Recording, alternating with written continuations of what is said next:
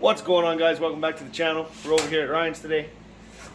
Like I had said in my story, he had taken apart his engine finally to get it ready for the pistons and the high compression idea he has floating in his head he's gonna do. But he took apart the engine, and I'm not gonna lie. What's this got for kilometers?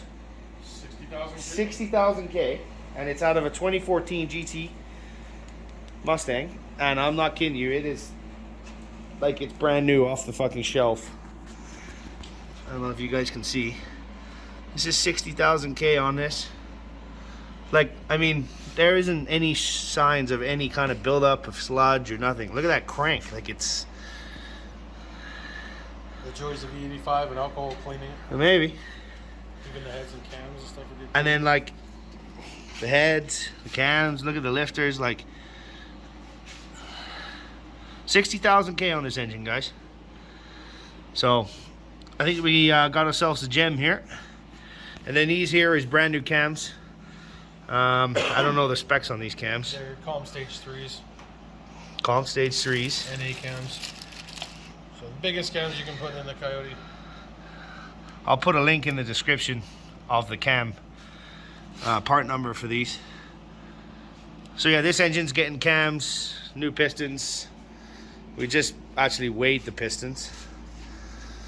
Just to clarify, because on the box, and there's supposed to be a little, Ryan said there's supposed to be a sheet inside here, but it's not showing anything. But anyways, we ran all the pistons over a scale, got them all checked, and they all weigh in at 403 grams each one on the money. So that's good. There's a bigger variance on the factory pistons than there was on the new ones. Was it? Yeah, what was it, 52 grams difference between two Tiffin? Yeah, for so this is factory. Ones, this is what was in here when he was running E85. Yeah. I mean, pretty damn clean. I mean, nothing crazy on the outskirts or nothing rubbing, so. And those are the back two cylinders too, the hot ones. What was the difference on the factory ones? The factory ones had a bigger difference. So this, I think this one was 352 grams and this one was 356. So. Without rings. That's no rings, no wrist pins, no nothing. No nothing. So the variance is way bigger on those, and we got those other ones all to the same now. So. And I think he's using the same rods. Yeah. Same rods, new rod bolts. New bearings? Nah, bearings are good, so I'll leave those. Yeah, as you can see, like, look at this bearing, like. It's still all like new in there. I honestly think this is a new engine. Where did you get this from again, Ray? A crashed 2014 Mustang. Pulled her out and tossed her in. It's fucking insane. So when he had a turbo on it, we ended up melting a piston, and he ended up, I think, dedicating that block to the scrapyard, or? No, I built and sleeved that one. Built the motor, made good power with that, and then went through a separation, and I sold off the built engine and the turbos. That's right. And then I just put an NA car together. Bought an engine off a crashed car, pulled it myself, and here we are. This was where we're at now, all out NA, going for 10s NA with our crappy altitude. Yeah, boy. And then maybe we'll throw some, maybe a little juice at her. 200 shot or something. Maybe. We were just talking about what we're gonna do with the ring, filing down the rings, because they give you different options, right, for street, track use. What else was the other option? Nitrous options. So I think we're gonna go and find a happy medium. If anybody's ever run these on a Coyote before and you've done this before, make sure you let us know and let us know what you were running for your ring gap. But we're. Oh, that's crazy. What?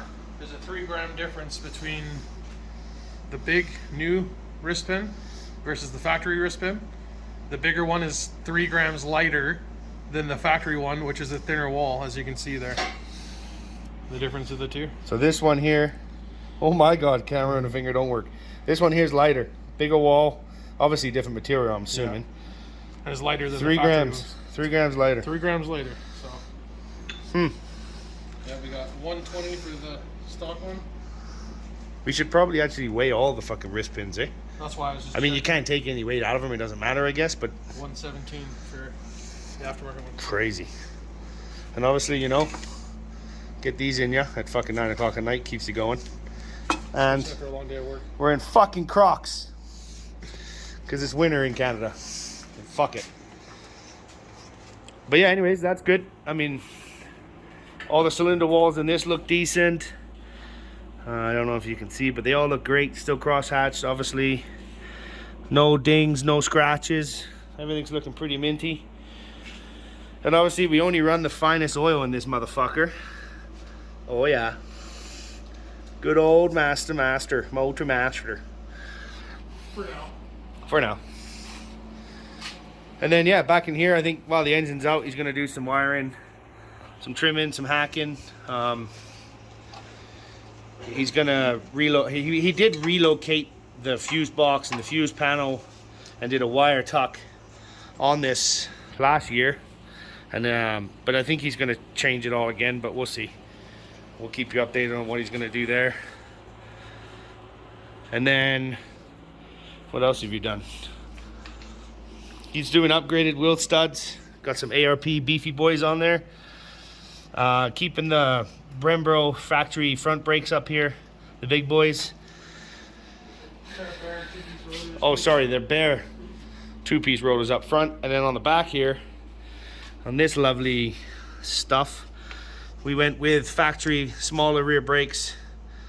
Obviously, we don't really need it for the track. Obviously, again, beefy ARP studs. Single adjustable shocks.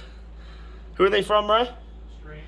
Strange shocks here. PMR drag springs. Yeah, PMR drag springs, single adjustables. I mean, it's going to be more street. You know, it's going to be 50-50, so we don't need to do anything crazy like dual adjustables, but these will work just great. New springs, drag springs in this.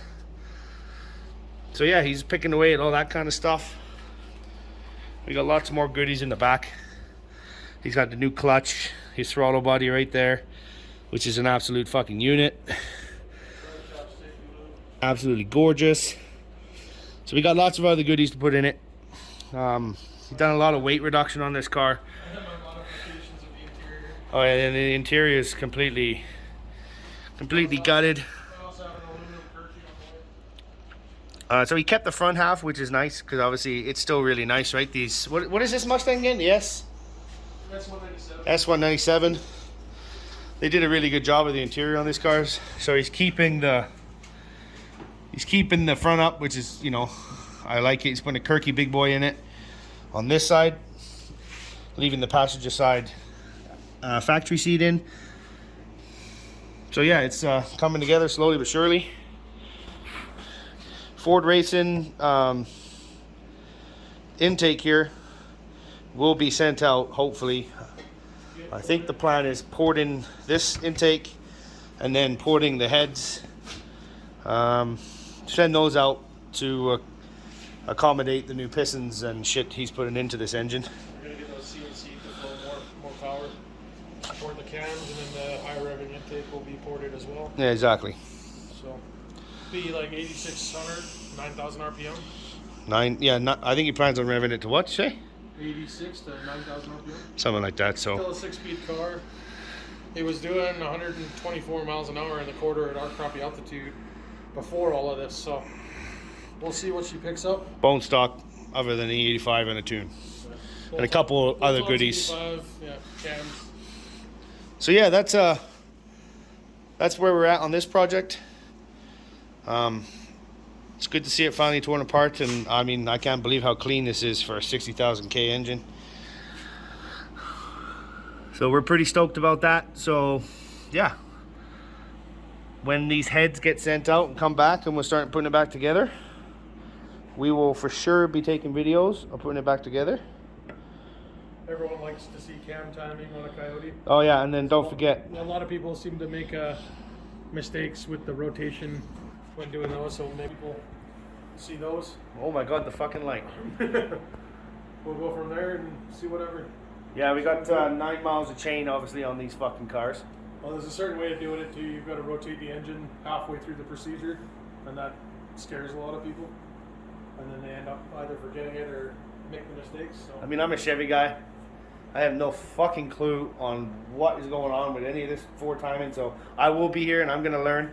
I'm gonna watch and learn. Well, I'm sticking to Ford now. Like for all you that probably saw the Trailblazer that was here that we were doing the top end on. That lasted like a week. I beat on it and it started knocking, so that's gone now. I'll stick with my Ford stuff. Guy says to me, I'm gonna come pick you up. Perfect, it's running great. Sounds good. Comes, picks me up. We do one. It did haul ass for that one pole. We do one fucking pole down backside of fucking where we live. And we get to the gas station and then we get out. We're like, oh fuck, we got an exhaust clamp loose. Not sure as shit, she's just rattling and knocking away. But I mean, we took a risk, right, by using the parts we did. Shit happens. Yep. So I told him, stick with your FORD shit. And no offense to any Ford guys out there. It's okay. I don't mean to hurt your feelings, but I'm just kidding. Anyway, Chevy guys that get. Listen to this guy. Guy's got like 150 grand in cars in his garage, and none of them work. Fuck you. Yeah, like Ryan said before, I got a lot of paperweights. I'm kind of stupid that way, but we'll get them running. So a lot of shit on the go right now between both of us. I mean, we got 3 projects on the go. We got this one. Oh, and then yeah, this is Chantel's, his old lady's car, 3-valve. What year is it? 06. This is an 06. I just finished wrapping it. I got to rewrap the spoiler. He wrapped this by himself. He's not a professional wrapper by any means, but holy fuck, it turned out absolutely gold. Did some bolt-ons, long tubes, hot rod cams, custom Western Motorsports intake. We rebuild in a house. Yeah, why don't we pop the hood on that, right? Yeah, this thing here is just like Ryan said, just your generic bolt-ons. It's actually turning out to be quite the little. Oh god, there she is. Oh word. It's all good. I'm breaking shit already. Yeah, so this here, like Ryan was saying, what are you saying, Ryan? It's the Western Motorsports intake. I work for Western Motorsports and we actually build those in-house. So this tray turned out absolutely beautiful, as you can see. And then I'm in the process of doing my over-the-rad intake for mine too. So it'll be a similar concept, except the filter will be in the front grill of my car with the big 65mm coated throttle body. This thing's pretty. That piece of jewelry here. Yeah, that unit I said of a thing. So anyways, this is turning out great. It's running good. It's a nice little car for her to drive around, right? And then remember that unit of an intake I was talking about? Well, there she be right there. What size is it? Twin 65. Twin 65s. 130 mil. Doesn't look like it, but it's quite the intake. And then like he was saying, he's gonna come up with some crazy whale dick of an intake, bring it down into here somewhere. It's gonna come off the front of the engine and then bring it down right into the front of this grill. Full custom made intake. So that's gonna be cool to see when that's done. You can open that passenger side and see who's got it interior. Oh yeah, I couldn't see the interior because we got table and parts laying everywhere. But I'll just open up this door and show you guys the inside. It's kind of a mess at the moment out here. Oh, it's nice and warm over here. Factory boss seats. I think that's is that the passenger seat, right, or the driver? Okay, so the passenger seat's out of it. But yeah, like I said, right here, keeping the factory dash, keeping it all looking nice and clean up here. And then back here,